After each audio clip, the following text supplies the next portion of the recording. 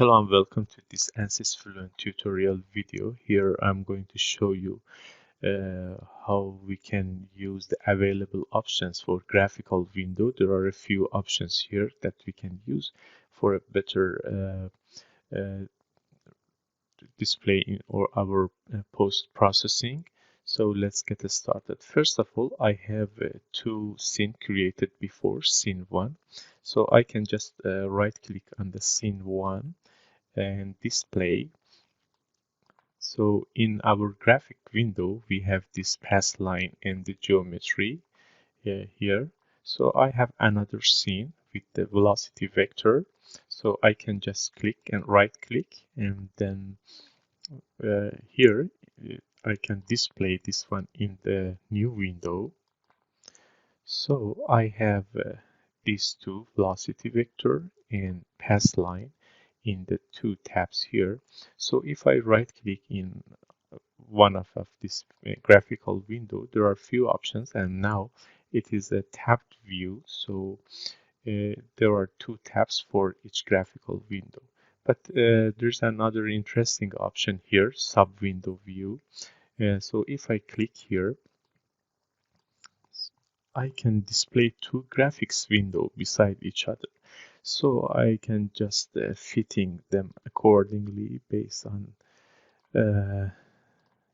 what I'm interested in to display, like this for my post-processing or my presentation. So I can just click and then drag and change the size, and now you have both beside each other. So here you can see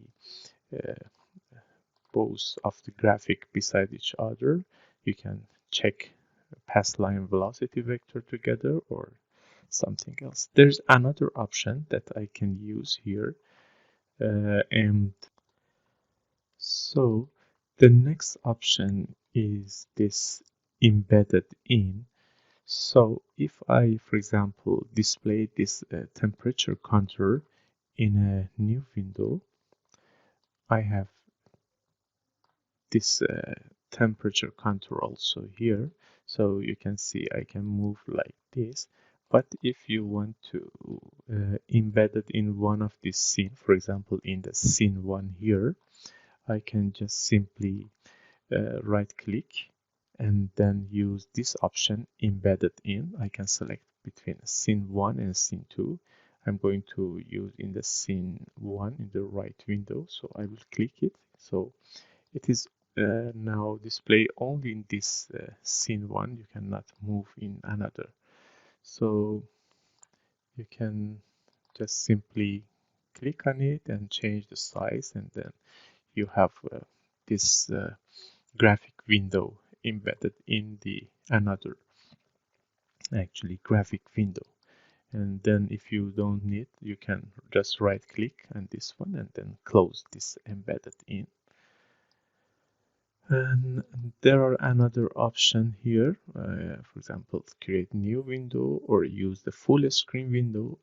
If you click on the full screen, so you can see in the full screen, then you need to fit your window again based on the